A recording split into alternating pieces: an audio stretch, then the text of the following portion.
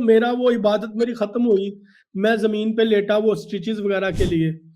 तो वो डॉक्टर मुझे कहता है कि यार आपका ना रीढ़ की हड्डी का पट्टा कट गया, आप तो पैरालाइज हो गए हैं, आप तो अब जिंदगी भर ओए होए, आप नहीं सकते, आप चल नहीं सकते। लो जी, उसने पट्टी की, टांके लगाए, तो मैं उसके सामने जमीन पे चौकड़ी मार के बैठ के तो खाना खा रहा था, चावल खा रहा था। इमाम सज्जाद अलैहिस्सलाम, वाक़या करबला के बाद 35 साल खून रोए हैं, खून। हम हक बजानिब हैं कि हम उनके फिराक में अपनी बोटियां काटें, उनके दीद के प्यासे हैं अगर हम।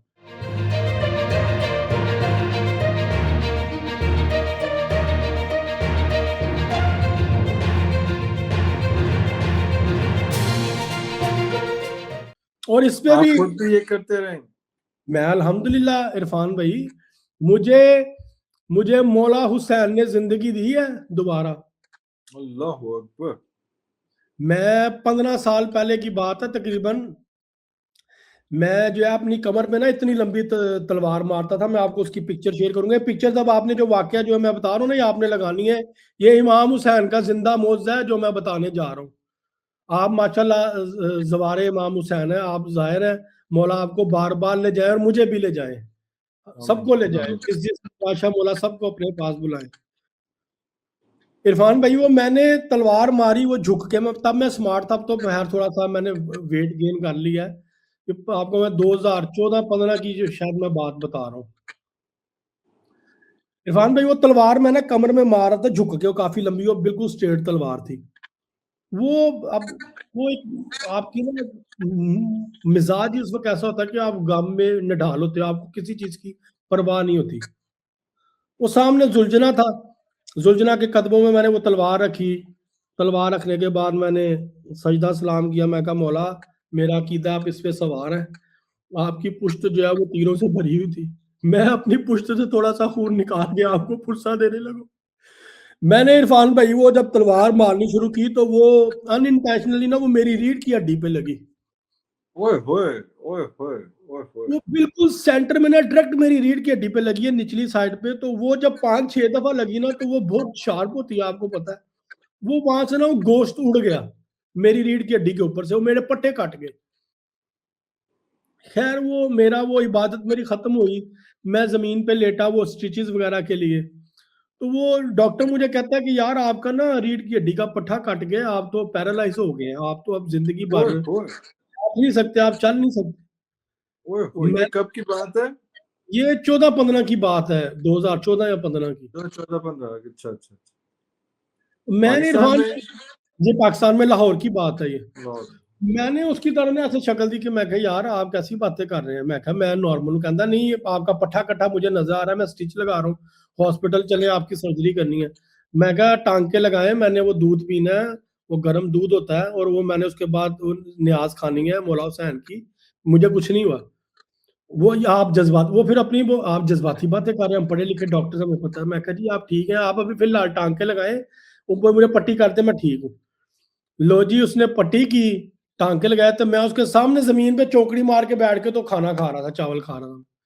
तो मेरी शक्ल देखने लग गया, मुझे कहता है आपके तो यार वो अब उसने फिर मुझे बकायदा मेरी हड्डी पे उंगली लगाई थी। उसने मुझे कहा ये आपको मेरी फिंगर महसूस हो रही है मूविंग? मैं कहा जी। कहता ये आपकी हड्डी है, क्योंकि हड्डी के ऊपर पट्टे होते हैं, पट्टों के ऊपर गोश्त होता है। और स्टिल अभी तक इरफान भाई, कोई भी बंदा मुझे मिले हल्फर, मैं ये बात कह रहा हूँ अल्लाह को हाज़िर नाज़िर जान के, वो मेरी रीढ़ की हड्डी को चेक कर सकता है अपने हाथ से, कि उसको डायरेक्ट मेरी रीढ़ की हड्डी पे मेरी हड्डी महसूस होगी, उसको कोई पट्टा गोश्त कुछ नहीं महसूस होगा। स्किन है ऊपर की और नीचे डायरेक्ट हड्डी है, अभी तक स्टिल। और वो अल्लाह अकबर। तो मैं कहा ये मैंने जिसके नाम पे पुरसा दिया था ना, वो मुझे कुछ नहीं होने देगा। वो और हर उसके वक्त बाद कोई ट्रीटमेंट नहीं था? कोई कुछ भी, ट्रीटमेंट नहीं वल्लाह करवाई, कुछ नहीं वाक़िता करवाई? जिंदगी में आज तक मैंने कोई बैक बोन की दवाई नहीं खाई। ला इलाहा अल्लाह इल्लल्लाह अकबर। मुहम्मदुर रसूलुल्लाह अली वलीउल्लाह की कसम, मैंने जिंदगी में कभी कोई बैक बोन की दवाई नहीं खाई, ना कोई मेरी सर्जरी हुई है। मेरा चैलेंज है, कोई भी आके मेरा चेकअप करवा सकता है, इसकी बैक बोन की सर्जरी हुई है, मेरी कोई सर्जरी नहीं हुई है। अल्लाह अकबर, फिर अल्लाह अकबर। कैसे क्यों ना हम हुसैन के नाम पे अपनी जानों के नजराने पेश करें, वो इतना करीम है। अच्छा, इसकी भी दलील है, फिर मजे की बात सुने इरफान भाई। खुतबा नंबर 119 है नहजुल बलागा में। یہ اعتراض کرنے والوں کے لیے جواب ہے، چاہے وہ کوئی بھی ہو، ان کے لیے ایک ہے کہ جی مولا علی نے کیا ہو یا مولا علی نے کہا ہو، کہیں پہ کسی نے کہا ہو تو آپ ہمیں کوئی نریشن کوٹ کریں آپ. ہمارے پاس تو بے شمار کتابوں میں بڑی چیزیں لکھی ہیں اہل بیت کے غم منانے کے حوالے سے، عزاداری کے حوالے سے. امام سجاد علیہ السلام واقعہ کربلا کے بعد 35 سال خون روئے ہیں، خون. ہم عام انسان ہیں نا، ہم روتے ہیں، ہمارے آنسو نکلتے ہیں. مولا سجاد جب روتے تھے تو ان کی آنکھوں سے خون بہتا تھا، سرخ خون. اللہ اکبر. 35 سال. اور پھر جب انہوں نے دنیا سے ظاہری پردہ کیا، ان کے پردہ کرنے کے وقت بھی جب امام ان کے فرزند ان کا جب کفن پہناتے تھے تو وہ بھی کفن سرخ ہو جاتا تھا. 6 سے 7 کفن ان کے تبدیل ہوئے امام سجاد علیہ السلام. امام سجاد کو نہیں پتا تھا میں روتا ہوں تو میری آنکھوں سے خون نکل رہا ہے، میں خون بہا رہا ہوں حسین کے نام.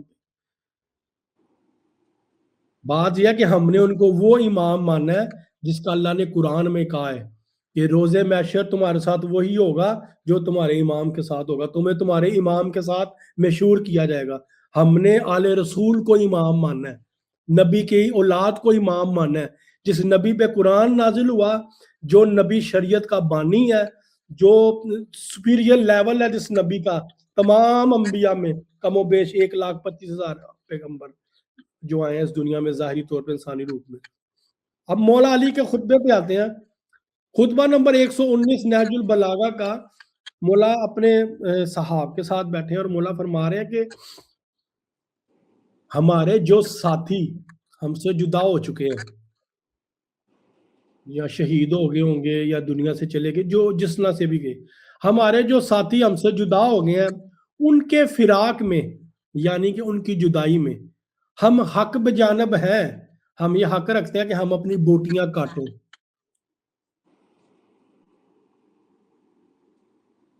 یہ نہج البلاغہ کا خطبہ نمبر 119 یہ میں آپ کے ساتھ شیئر کرتا ہوں. بالکل ٹھیک ہو گیا. یہ میرے پاس موجود ہے خطبہ. ہم حق بجانب ہیں کہ ہم ان کے فراق میں اپنی بوٹیاں کاٹیں، ان کے دید کے پیاسے ہیں اگر ہم. اب بات یہی آگی کہ اس سے بھی ہمیں یہ میسج ملتا ہے کہ ہم کسی کے غم میں ہیں تو ہم ایسا کر سکتے ہیں. ہم پہ کسی قسم کا قدغن نہیں لگایا جا سکتا. پھر دیکھیں کریم وہ ہوتے ہیں جو آپ کی ایکسپیکٹیشن سے بھی ود کے ہوں. رحیم اور کریم میں فرق ہے. کریمی جو ہے نا، کریمی، رحیمی اور کریمی میں بڑا فرق ہے. یہ آڈینس تھوڑا سا اگر ہوم ورک کرے چیٹ جی پی ٹی پہ تو پتا چلے گا. میں اس لیے کہہ رہا ہوں حسین کریم ہے، اتنا بڑا کریم ہے، اتنا بڑا کریم ہے. کائنات میں امام حسین جیسا کریم ہے ہی کوئی نہیں. آپ نے اگر چہلم بھی اگر کربلا میں گزارا، نجف سے کربلا اگر آپ نے مشی کیا تو آپ کو پتا ہوگا دنیا کے لوازمات سڑکوں پہ رکھ کے ہاتھ جوڑ جوڑ کے کھلا رہے ہوتے ہیں کہ کھا لو، حسین کے نام پہ کھلا رہے کھا لو. اور یہ رسول خدا صلی اللہ علیہ وآلہ وسلم کا سرکار کا فرمان ہے، اتھینٹک ترین روایت ہے کہ اللہ کے نزدیک سب سے پسندیدہ ترین عمل لوگوں کو کھانا کھلانا ہے. اگر کوئی شخص کسی کو کچھ کھلاتا ہے نا تو اللہ اس شخص کی تعریف ملائکہ کے سامنے کرتا ہے کہ یہ میرا بندہ میری مخلوق کو کچھ کھلا رہا ہے. اللہ اکبر. اور 10 دن عاشورہ کے تک، یکم محرم سے 10 دن تک جتنا نظر و نیاز امام حسین علیہ السلام کے نام پہ کیا جاتا ہے، یہ ایک طرف اور آپ کا بجٹ ایک طرف.